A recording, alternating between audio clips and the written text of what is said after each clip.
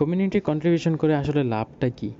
এই যে এত মানুষ এত গ্রুপে এত সময় দিতেছে, এত মডারেটর, এত অ্যাডমিন, সবাই সারাদিন খালি মানুষের পোস্ট অ্যাপ্রুভ করতেছে, মেম্বারশিপ অ্যাপ্রুভ করতেছে, সময় দিতেছে, তারপর কমেন্ট করতেছে।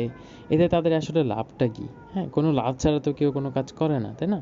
অ্যান্ড তারা কি এতটাই মহৎ যে তারা সারাদিন এইভাবে সময় দিতেছে, নিজেদের ভ্যালুয়েবল সময়গুলো ইনভেস্ট করতেছে কোনো রকম টেনজিবল বেনিফিট ছাড়া?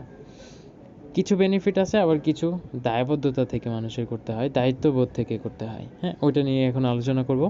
মেইনলি কমিউনিটি কন্ট্রিবিউশনের ক্ষেত্রে কিছু কিছু অ্যাসপেক্ট থাকে যে আসলে ওই কমিউনিটি বা ওই মডারেটরের এক্স্যাক্ট মোটিভটা কী।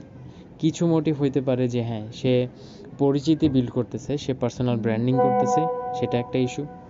অ্যান্ড আরেকটা হইতে পারে যে সে ট্রাই করতেছে এমন একটা কমিউনিটি, একটা লয়াল কমিউনিটি বিল্ড করতে, যেটা দিয়ে হয়তো সে ফিউচারে কোনো ইনিশিয়েটিভ স্টার্ট করলে এই অডিয়েন্স বা এই লয়াল অডিয়েন্সদের কাজে লাগাইতে পারবে। অ্যান্ড এটা পজিটিভও হতে পারে, নেগেটিভও হতে পারে। পজিটিভ দিকটাই অনেকটা বেশি, যখন একটা মানুষ ফ্রিতে বা একটা মানুষ নিজের থেকে এফোর্ট দিতেছে, কমিউনিটি ইমপ্রুভ করতেছে, তখন সে অবভিয়াসলি একটা রিটার্ন ডিজার্ভ করে, তাই না? এখন এটা যদি আপনি ধরেন যে হ্যাঁ, এটা আল্লাহ তার প্রতিদান দিবে, হ্যাঁ, সেটা আছে একটা। কিন্তু আরেকটা যদি ওয়ার্ল্ডলি বেনিফিট চিন্তা করেন, তাহলে হ্যাঁ, এই যে আমার ফলোয়ার বাড়তেছে, আমার অডিয়েন্স বাড়তেছে, আমার সাপোর্ট বাড়তেছে, আমার পরিচিতি বাড়তেছে, হ্যাঁ, আমি ফেমাস হইতেছি, এটা একটা ট্যানজিবল বেনিফিট। আরেকটা হইতে পারে যে আচ্ছা হ্যাঁ, এই মানুষগুলোর মধ্যে হয়তো পোটেনশিয়াল কাস্টমার থাকতে পারে, বা পোটেনশিয়াল এমন এমন মানুষ থাকতে পারে যে আমার বিজনেসে ইনভেস্ট করবে, তাই না?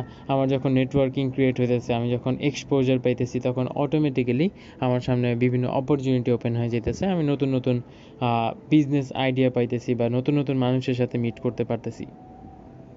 এটা আরেকটা ট্যানজিবল বেনিফিট। তারপরে আর কি হইতে পারে, কমিউনিটি যখন বড় হয় তখন কমিউনিটি আস্তে আস্তে ম্যাচিওর হওয়া শুরু করে, আর নতুন নতুন মানুষ ইনভলভড হয়।